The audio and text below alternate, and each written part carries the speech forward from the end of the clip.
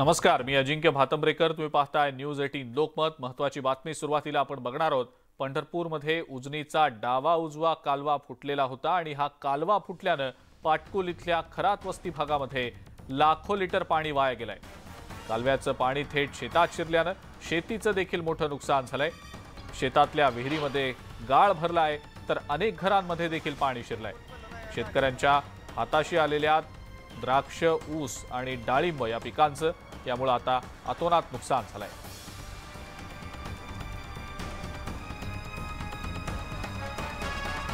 हा कालवा फुटल्यानं शेतकऱ्यांचं मोठं नुकसान झालेलं आहे.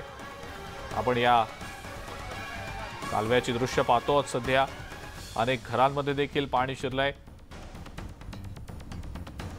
शेतकऱ्यांचं द्राक्ष, ऊस आणि डाळिंब या पिकांचं मोठं नुकसान झालेलं आहे.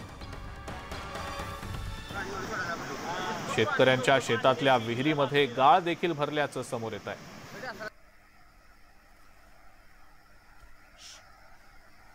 अधिक माहिती या संदर्भातली आपण जाणून घेणार आहोत. प्रीतम पंडित आपला प्रतिनिधी आपल्या सोबत आहे सध्या. प्रीतम, शेतातल्या विहिरीमध्ये शेतकऱ्यांच्या गाळ भरलेला आहे. शेतकऱ्यांचं मोठं नुकसान झालंय. कालवा फुटलेला आहे. काय नेमकं आता तिथे प्रयत्न केले जात आहे? नक्कीच अजिंक्य, उजनी बंदरातून किंवा उजनी धरणातून 2 दिवसापूर्वी उन्हाळी जे काही आवर्तन असतं ते सोडण्यात आले होते. हे आवर्तन 500 क्युसेक इतके सोडण्यात आले होते.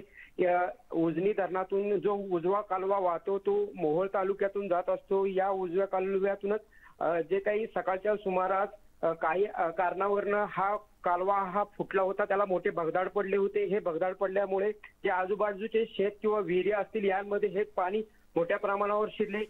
जे शेतात राहणारे जे शेतकरी होते त्या शेतकऱ्यांच्या घरात शेतामध्ये पाणी झालेले चित्र पाहायला मिळाले. मात्र आता सध्या तात्पुरते तरी प्रशासनाचे काही पाटबंधारे विभागाचे काही अधिकारी आहेत ते घटनास्थळी पोहोचलेले आहे. मात्र शेतकऱ्यांच्या जे हातातोंडाशी आलेले पीक होते त्यामध्ये डाळिंब असतील, ऊस असेल किंवा इतर जी पिके आहेत ते वाहून गेलेले आहे. त्यामुळे आता प्रशासन याकडे काय कोणत्या प्रकारे शेतकऱ्यांना मदत करते किंवा कशा प्रकारे याची डागडुजी करते हे पाहण्यासारखे असणार आहे. बरं प्रीतम, धन्यवाद. सविस्तर माहिती दिली त्याबद्दल.